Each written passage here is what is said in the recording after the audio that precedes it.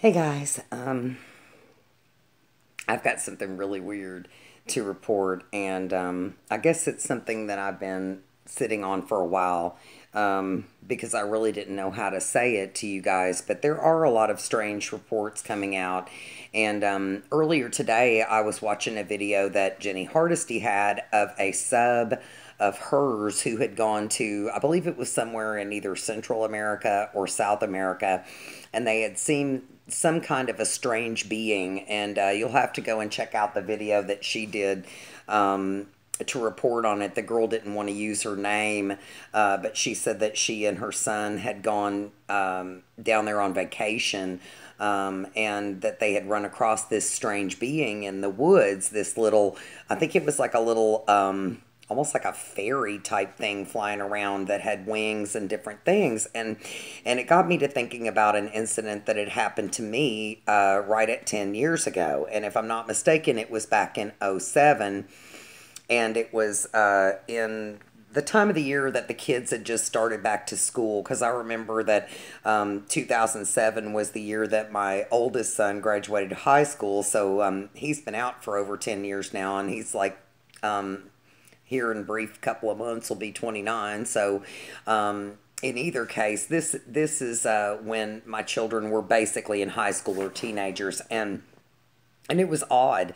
My mother at the time, some of you guys might know, lives with me and has some health problems, but now she's almost 76, was still working at the time.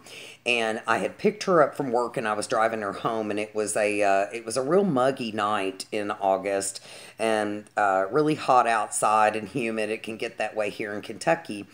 And the subdivision where I was living at the time kind of backed up to a more rural area. Like I was one of the last houses in my backyard. You could look out over the fenced in backyard, and you could see like a railroad track and a bunch of trees and a tree line. And it led out to a country road where there's a lot of horse farms and things like that right off the interstate. So even though it looks like you're going into the country, technically it's kind of a shortcut to get to the interstate. Well, in either case, I picked her up from work. I picked Mom up from work, and it was 9 o'clock, and we were almost home. And there was a big, huge tree that kind of jutted out over the road right before you get to the railroad tracks. And all of a sudden, I hear this big thud, like splat, basically, on my windshield. And I looked up, and my mother goes, "Oh, what is that, a bat?" And I don't know why she thought it was a bat, probably because it was dark. I said, "Ma, it's a snake." And sure enough, what I had thought had happened was that a big snake had dropped down from the tree onto my windshield. And apparently it got there, so I mean, it must have dropped down out of the tree. That's what I was thinking. And it was on my windshield, almost where it was blocking my vision. And it had just turned dark, because I had picked her up at 9 o'clock, and this wasn't even quite 9:30 yet. It was about quarter after 9. So it was dark. I had my headlights on, and splat, here's this big thing in the middle of my windshield, a big black snake. And it starts it stunned it for a moment, so it didn't move. And then all of a sudden it starts crawling up, and I was like, thank God I didn't have my sunroof open, because I was driving an Acura TL. If you guys know anything about that particular car, most of them do have sunroofs standard. This was back in the day before I retired, and I'm broke now, so don't get any ideas about me being materialistic, but I did drive a nice car at one point. But in either case, not that I think it's wrong to own an Acura. They're very reliable, and I enjoyed mine. But in either case, that's not the point of this conversation, guys. It's just, forgive me for hesitating with it. It's just really hard to report something like this, which is why I've never done it. But I think this may be the time now to do it. Well, in either case, it slithered its way, literally, over the sunroof, and I heard it, I thought, roll off the back of my trunk.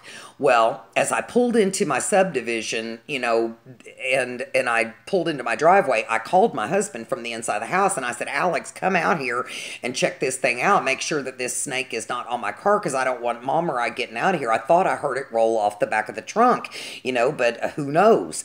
And sure enough, he came out, and it wasn't there. And of course, it wasn't daylight yet, so I mean, it was just turning night, so I wasn't going to go out looking for the the thing, you know, to see it. It wasn't like if I thought I'd hit somebody's little animal, like their pet, I mean, this was a snake, right? So in either case, the next day I'm driving past it, and I see the snake, and it's laying there, and of course it's been run over in the road several times by that point, and because this was like probably 8 or 9 o'clock the next morning, guys, so it's been about 12 hours. So it was run over during the night. It was pretty flat to the blacktop or the pavement there, and kind of smashed flat. Plus the sun was beating down, and so it was like I think 4 or 5 days later, my kids were there just doing some things on the weekend after school, and had a break, and they went out and looked at it, and of course they laughed and thought it was the funniest thing they'd ever seen, because you know, it's like, oh, it's not even that big, Mom, you said it was a huge snake. And now, and of course, you know, after, you know, 4 or 5 days in the hot sun, this thing was like beat down to nothing. A million people had run over it on the road, and it didn't even look as big around as like a Sharpie magic marker or something by that point. But I promise you, it was a pretty good size around snake by the time that all of that happened to it. It looked like it was nothing. And of course I was kind of glad that they were laughing it off, because it was a weird thing to happen. I mean, like, we don't live in like the swamp here in central Kentucky. It's not like say like some parts of Louisiana, like where my brother lives right outside of New Orleans. He lives in Slidell, and some of the swampy areas around there are snakes known to hang in the lower limbs and kind of fall down on people sometimes, or fall down on prey and just wait till somebody comes by. I mean, it's kind of weird, but that doesn't happen a lot around here, or I'd never known of anything to happen like that to any of my friends, even though I'm sure that if some of you guys know, you'll tell me. But in either case, a couple weeks later, and of course by this time this thing is way down part of the pavement by this point, I'm not thinking a thing of this snake, and I jump on the back of the motorcycle with Alex one day, and we just take a ride out in the country. And we had just pulled out of the subdivision, going out that country road, going across the railroad tracks and under that same tree. Well, when I did, I heard like that, and I just went, and I just looked up like, what in the world was that? I will promise you guys that I saw what looked to be about a 2.5 foot, maybe 3 foot tall. It looked like a miniature creature of the Black Lagoon, guys. It really did. It looked like a gargoyle that had come to life. And I had heard our sister, the one that does the channel, I think it's called Extreme Reality, and she has a channel called Supernatural, and it says Supernatural, God is Not Dead, and she reports on a lot of this type of thing. And she had done a report on people seeing things flying around in the air and or dragons. But this one, I don't know whether he had wings or not. All I know is that he was on the tree limb. He made that noise at me like he wanted me to notice him. And you know, the first thing I thought when I saw him, I snapped my head around as I was going past him, and I thought, you're the one that threw that snake at me. And I promise you guys that he laughed as if he did. And it's like he knew me, or it was so weird. It's like, and doesn't the devil like to taunt us? And I guess the reason why I'm reporting on this now is because since we know that we're so close to the Lord's return, I believe that the Bible suggests that these things will be going on during the tribulation. You know, I mean, there'll be all kinds of locusts come up out of the pit, stinging people. It says the wild beasts of the field, you know, it talks about things like that. And of course, we know now that it's not a secret that the Nephilim have been with us basically since the beginning, and that they were even around after the flood, even though that was obviously one of the main reasons why men's hearts were evil all the time, is because of them mixing with humans and all of that. So there were a lot of Nephilim, and I've heard people like Steve Quayle speak of the giants and things. This was kind of on the other end of it. I mean, like cryptid, nevertheless, but this wasn't like a big, you know, 8 or 9 foot Bigfoot or something like that. This thing was about a yardstick tall.